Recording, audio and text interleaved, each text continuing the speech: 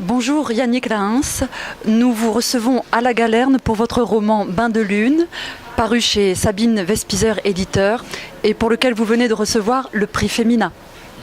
Bain de lune, c'est une saga familiale qui a pour ancrage Haïti. Une jeune femme échouée sur le rivage de l'île va en faire le récit. Bain de lune est construit autour de deux temps, avec deux récits, celui de la famille et ce que vivent ce corps et cette âme errante de cette jeune femme échouée. Les avez-vous écrits, ces récits, de façon concomitante, dans un même temps, ou l'un a-t-il appelé l'autre ? Je dois dire que j'ai mis du temps à trouver justement ces voix, parce que c'était pas évident, mais quelque chose s'imposait à moi, que je devais raconter ce village à la première personne du pluriel, parce que je devais me mettre dans la peau des hommes et des femmes de ce village, et que c'est une collectivité qui se vivait de manière tellement liée les uns aux autres qu'il m'a paru évident qu'il fallait employer ce nous. D'un autre côté, je voulais de cette voix de femme qui convoque à la fois ses parents, qui convoque à la fois ses grands-parents et ses ancêtres plus lointains. Et dans le temps, elle arrive quand même la 4e génération. Et j'avais envie que ce soit une voix déjà affranchie de la communauté. Et c'est pour ça que j'ai choisi cette première personne. Donc les récits se sont imposés, les deux formes de récits, les deux voix, se sont imposées au fur et à mesure de l'écriture du texte. Donc cette communauté dont vous parlez, c'est une communauté de paysans dont l'aïeul, Dieunor, est un franginan. Franguinin. Franguinin, voilà, d'accord. Car au commencement de leur histoire, de l'histoire de cette famille, de cette communauté, et la Guinée, c'est l'esclavage, le commencement.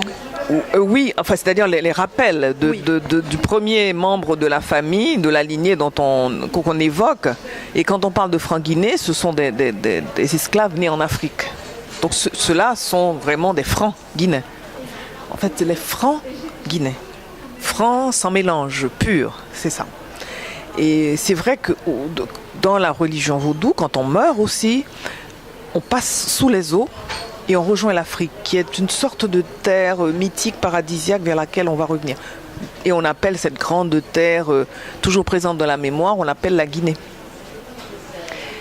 Le corps meurtri de la jeune fille pourrait-il être une métaphore de Haïti ? Je ne voudrais pas qu'on réduise Haïti à un corps meurtri. En fait, tout le récit appelle à ressentir que ces hommes et ces femmes vivent sans illusion mais sans renoncement. Que c'est une vitalité sur laquelle on n'a même pas encore mis un nom. Ils vivent cette vie qui leur tombe dessus avec cette force de résistance, d'humour, de tendresse. Quelquefois, la violence traverse aussi l'histoire, comme toutes les histoires, mais cette capacité d'avancer. Alors, vous parliez de violence, elle est présente dans le livre, il y a des scènes très violentes, vous les écrivez avec une sorte, je qualifierais cette écriture de lente douceur. Comment avez-vous abordé la rédaction de ces moments-là ? J'ai envie de faire référence à une phrase de René Char qui dit « La lucidité est la blessure la plus rapprochée du soleil ». Donc je ne voulais pas passer à côté de cette violence, en même temps ne pas l'amplifier, mais la regarder pour ce qu'elle est. Et d'ailleurs, je l'inscris dans une longue histoire. Donc il faut aussi la digérer comme on digère les moments de tendresse, les moments d'humour, les moments de fête et les moments de recueillement. Ça fait aussi partie de la vie et de nous-mêmes. Je vais vous citer « Remonter toute la chaîne de mon existence pour comprendre une fois pour toutes ». C'est le vœu de la jeune femme échouée. Était-ce votre projet au moment de commencer ce livre ? Écoutez, je vais vous dire, ce livre, j'ai écrit une petite nouvelle il y a 15 ans, de 3 pages, et qui s'appelait « Bain de lune ». J'ai mis 15 ans à en faire 275 pages.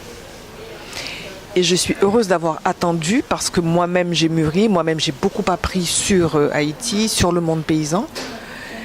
Et je n'aurais pas pu l'écrire avant ces 2 ou 3 dernières années où je m'y suis mise. Donc c'est un lent apprentissage, c'est un voyage vers les terres géographiques, vers les terres haïtiennes, mais en même temps intime, pour résoudre moi-même l'énigme d'habiter. Écrivez-vous depuis Haïti, avec Haïti, pour Haïti? Et en même temps, je m'inscris quand même dans le monde. Plus j'avançais dans ce texte qui relate la vie de paysans, plus je me disais que je m'adressais à des émotions universelles.